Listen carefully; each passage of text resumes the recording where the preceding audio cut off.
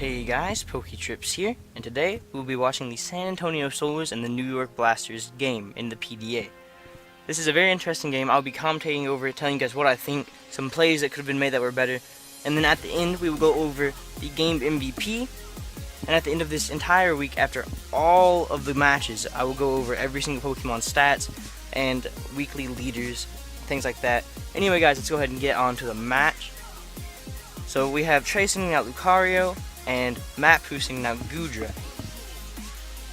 Lucario hits them with the high jump kick, but the GUI activates, dropping the speed of Lucario. I don't know if that was a smart move on Trey's part. Earthquake from the Goodra, interesting set. Another Earthquake from the Goodra because of the GUI, making Lucario slower than the Goodra, very nice. Luxray comes in on the Goodra, and uses Wild Charge, very interesting on Trey's part. Not the right play. Dropping Luxray's speed, gonna get one shot by the Earthquake more than likely. No, gonna get two shot by the Earthquake. Goodra, my bad, is taking a bunch of hits this week. Here, let me pause it. Goodra this week is taking a bunch of hits, is making things a lot slower, and we will see here that Mapu switches it out to preserve its KD. We see the Togekiss coming here, we see it taking a double edge. The Snorlax damaged by recoil. The Togekiss goes for Aura Spear, not even putting that much damage on the Snorlax. Snorlax finishing the Togekiss off with double edge, not bad. Snorlax picking up the kill there, killing the Togekiss. Infernape comes in, gonna have Mach Punch or close combat, kill the Snorlax.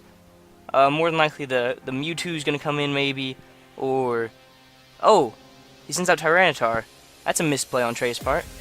Close combat gonna knock out the T-Tar one hit.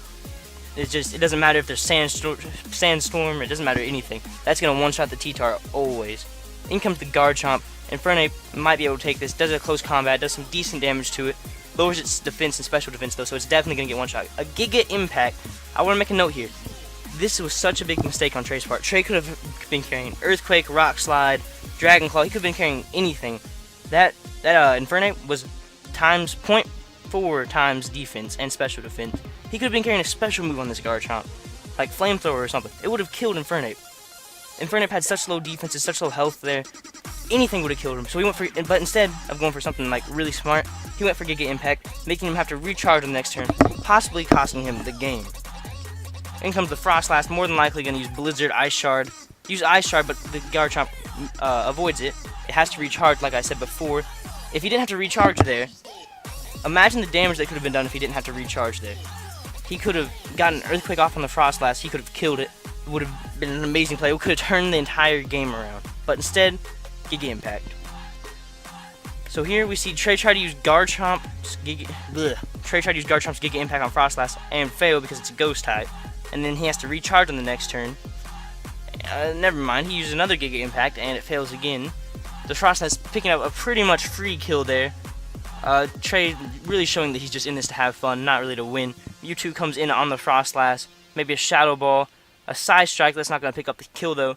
Frostlass going to get off some pretty big damage on that Mewtwo. Maybe the Alolan Muck can come in and Shadow Sneak it or something. Ice Shard damage off. That should be in range. Oh, the double edge on the Frostlass. Trey should learn from his mistakes. Picking up the kill on the Frostlass. Trey needs to learn from his mistakes. He needs to learn his typings. We see the Muck come in, and the Mewtwo goes for Side Strike. Again, immune. And Muck has knockoff. That will end the game. Well, guys, after watching this battle, I have to say that Goodra's the game MVP. He had 2 kills and 0 deaths, making him a +2 on the plus and minus scale.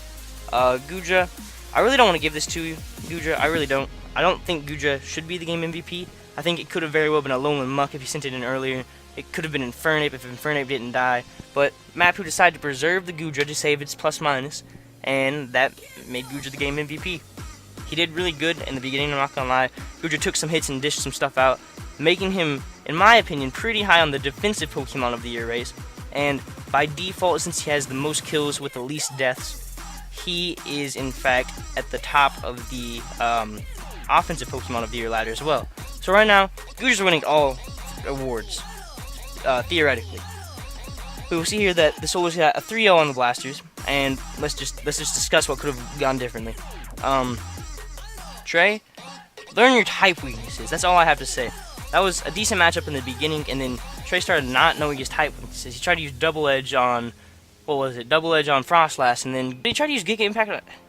And Giga Impact on the Frostlass. He tried to use, what was it? Side Strike on the Muck. If Trey can learn his type weaknesses, then, I don't know. He'll be a lot better, and he might actually be able to win a game. Because he got really close this week, and he didn't know his type matchups. He got surprisingly close this week and didn't know his type matchups. Granted, he was just clicking the most powerful move, but Trey, if you're watching this, you need to learn your type matchups. For now, guys, that's all I have to say about this battle. It was a pretty interesting battle. Not the most interesting, as Trey didn't know his type matchups, but it was interesting to see how Mapu kind of countered Trey's surprising moves, because obviously he didn't expect a Giga Impact coming on the Frostlass, although you don't have to do much to counter that. But anyway, guys, there will be more videos of more battles rolling out this week. But for now, guys, this has been PokeTrips, logging off.